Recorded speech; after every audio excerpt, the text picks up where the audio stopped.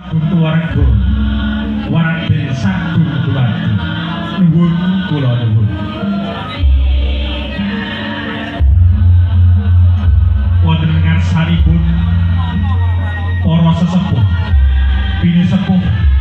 ingkang dahat kinurmatan para alim para ulama para tiyang